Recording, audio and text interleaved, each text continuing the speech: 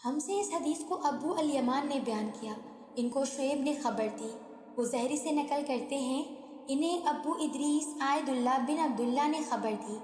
کہ عبادہ بن صامت رضی اللہ عنہ جو بدر کی لڑائی میں شریک تھے اور لیلۃ العقبہ کے 12 نقیبوں میں سے تھے، فرماتے ہیں کہ رسول اللہ صلی اللہ علیہ وسلم نے اس وقت جب آپ کے گرد صحابہ کی ایک جماعت بیٹھی ہوئی تھی، فرمایا کہ مجھ سے بیعت کرو اس بات پہ کہ اللہ کے ساتھ کسی کو شریک نہ کرو گے، چوری نہ کرو گے، زنا نہ کرو گے، اپنی اولاد کو قتل نہ کرو گے، اور نہ عمدن کسی پر کوئی ناحق بہتان باندھو گے، اور کسی بھی اچھی بات میں خدا کی نافرمانی نہ کرو گے۔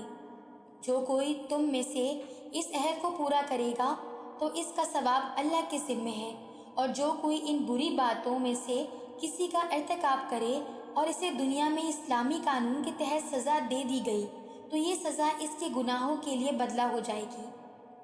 اور جو کوئی ان میں سے کسی بات میں مبتلا ہو گیا اور اللہ نے اس کے گناہ کو چھپا لیا تو پھر اس کا معاملہ اللہ کے حوالے ہے، اگرچہ معاف کرے اور اگرچہ سزا دے دے۔ عبادہ کہتے ہیں کہ پھر ہم سب ان سب باتوں پر آپ صلی اللہ علیہ وسلم سے بیعت کر لی۔